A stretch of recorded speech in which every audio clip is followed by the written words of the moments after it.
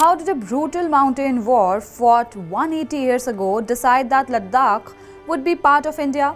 We think of Ladakh today as India's northern crown, a land of monasteries, glaciers and strategic military bases. But its journey into the Indian map isn't a peaceful one. It's a saga of ambition, betrayal, frozen battlefields and one man's unstoppable will, General Zorawar Singh. His Himalayan campaign in the 1830s changed the destiny of Ladakh forever.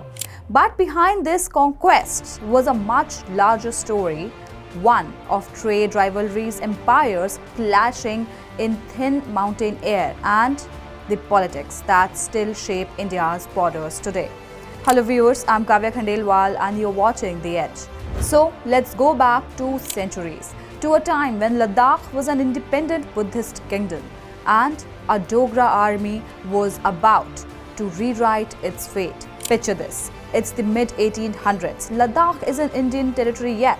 It's a remote Buddhist kingdom tucked away between Tibet and Kashmir, known as Maryul, the Red Land. Its people follow Tibetan Buddhism, trade caravans pass through its icy passes, and its natural forests of mountains has kept invaders away for centuries. But Ladakh isn't just about another kingdom. It's sitting on a gold mine, not of minerals but Pashmina, soft, luxurious wool from Tibet goats that European markets can't get enough of. Controlling this trade meant unimaginable wealth, and one man wanted that wealth, Gulab Singh, the Dogra ruler of Jammu. In 1834, Gulab Singh had a plan.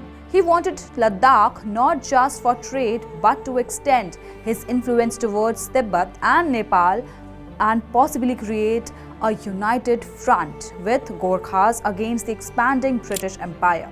For that, he needed a warrior, someone fearless, strategic and ruthless. That man was General Zorawar Singh Kaluria.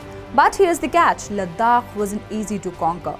Its mountains stood 17,000 feet high. Winters could kill faster than any sword. The passes were death traps where snow, hunger and altitude claimed lives long before battle did.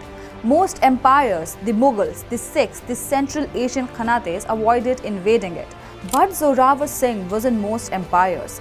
He was determined to bring the Red Land under Dogra rule no matter the cost. In the autumn of 1834, Zorawar Singh led his troops north through narrow Himalayan passes and over frozen ridges. His men dragged cannons over snowfields and built roads where none existed. By the time they reached Leh, the capital of Ladakh, King Shidbang Namgyal's medieval defences were no match for Dogra firepower. The city fell. Ladakh's centuries-old Namgyal rule was over. For the next 8 years, the Dogras ruled Ladakh as part of Jammu's growing domain.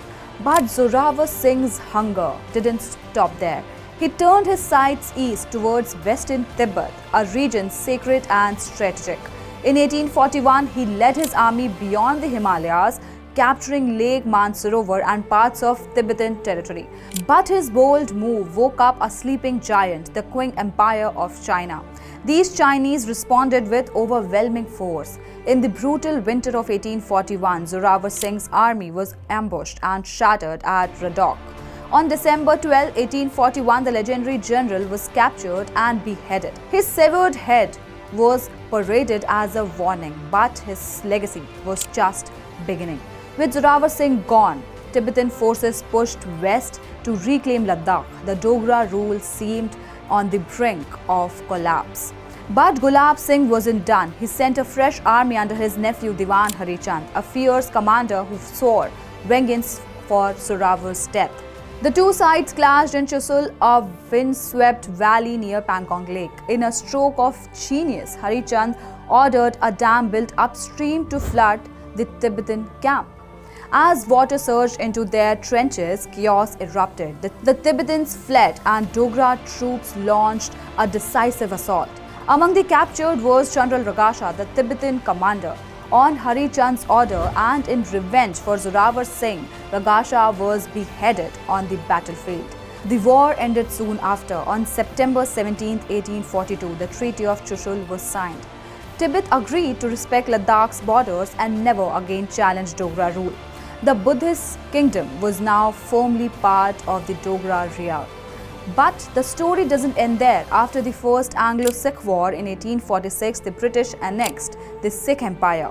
Because the defeated Sikh court couldn't pay the massive war indemnity, they ceded Jammu and Kashmir to the British, who then sold it to Gulab Singh. Ladakh, already under Dogra control, became part of his new princely state. A century later, in 1947, Gulab Singh's great-grandson Maharaja Hari Singh signed the instrument of accession, merged Jammu and Kashmir, including Ladakh, into the Union of India.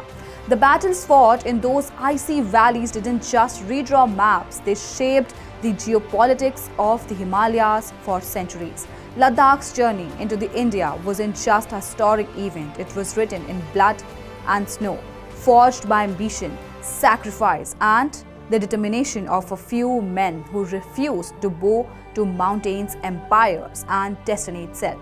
What are your thoughts on this? Tell me in the comments, and don't forget to like, share, subscribe, and follow The Edge.